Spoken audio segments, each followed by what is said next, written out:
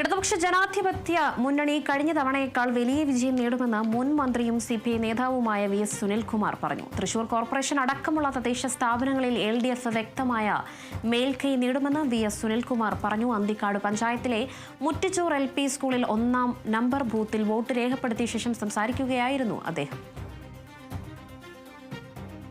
ജനാധിപത്യത്തിലുള്ള വിശ്വാസം ഉയർത്തിപ്പിടിക്കുന്നതാണല്ലോ വോട്ടിൽ വരിക എന്ന് പറയുന്നത്.